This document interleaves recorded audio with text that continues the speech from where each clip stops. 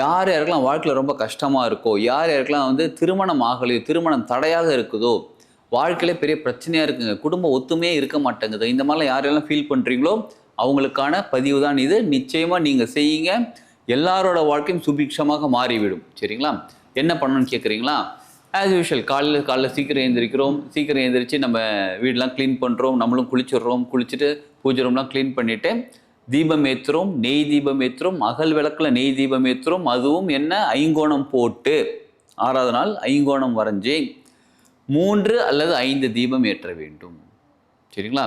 இந்த ஐங்கோணம் வரைஞ்சிட்டு என்ன பண்ணுங்க, ஐங்கோணம் வரைஞ்சிட்டா 5 முக்கோணம் இருக்குங்களா, 5 முக்கோணத்துலையுமே 5 நெய் தீபம் வச்சுருங்க. 3 5 ஸ்பெஷல் பெஸ்ட்டு. சரிங்களா? 5 தீபம் வெளியில் பார்க்குற மாதிரி, ஒரு தீபமோடைய முகமும் வெளியில் பார்க்குற மாதிரி வச்சுருங்க. 5 தீபம் ஏற்றுங்க.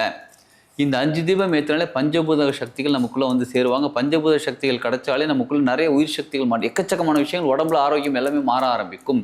இந்த பஞ்சபூத சக்திகள் தான் எல்லாமே இருக்காங்க இங்கே. சரிங்களா? அது மாற ஆரம்பிக்கும். சரி, அடுத்த நாளைக்கான ஸ்பெஷல் கலர் என்ன தெரியுங்களா? மஞ்சள் கலர், எல்லோ கலர். ஒரு அழகான எல்லோ கலரில் பூக்கள், நிறைய பூக்கள் இருக்குது, சாமந்தி பூலாம் இருக்கு பாருங்கள், பூக்கள் எல்லோ கலரில் வைக்கலாம். செம்பருத்தி, எல்லோ கலர் செம்பருத்தி கிடச்சா வைக்கலாம், எல்லோ கலர் ரோஸ் கிடச்சா வைக்கலாம். இவங்களை வந்து இந்த மாதிரி பூக்களை வச்சு அவங்களுக்கு அலங்காரம் பண்ணுங்கள் அம்மனுக்கு.